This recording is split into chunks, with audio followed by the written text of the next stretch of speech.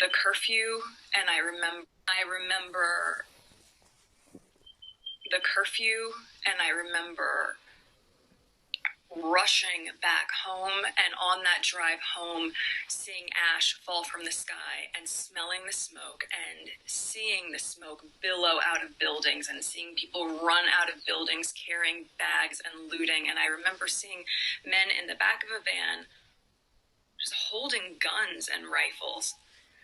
And I remember pulling up to the house and seeing the tree that had always been there completely charred. And those memories don't go away.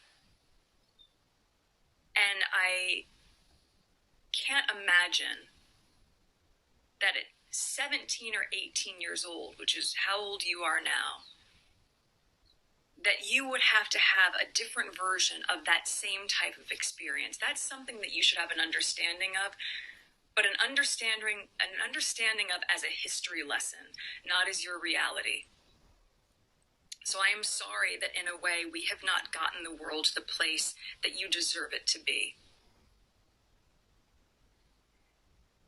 The other thing, though, that I do remember about that time was how people came together.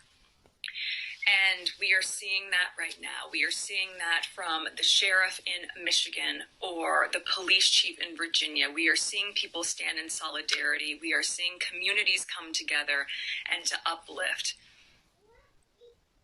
And you are going to be part of this movement. I know that this is not the graduation that you envisioned. And this is not the celebration that you imagined. But I also know that there's a way for us to reframe this for you and to not see this as the end of something, but instead to see this as the beginning of you harnessing all of the work, all the values, all the skills that you have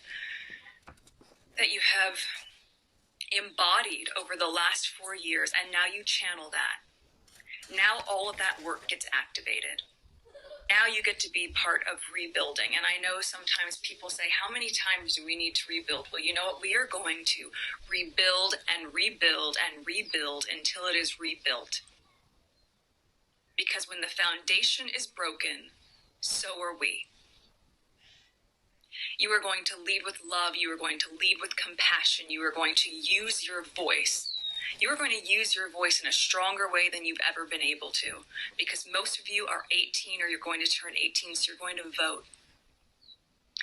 You are going to have empathy for those who don't see the world through the same lens that you do. Because with as diverse and vibrant and open-minded as I know the teachings at Immaculate Heart are, I know you know that Black Lives Matter. The only wrong thing to say is to say nothing. Because George Floyd's life mattered, and Breonna Taylor's life mattered, and Philando Castile's life mattered, and Tamir Rice's life mattered. And so did so many other people whose names we know and whose names we do not know. Stephon Clark, his life mattered.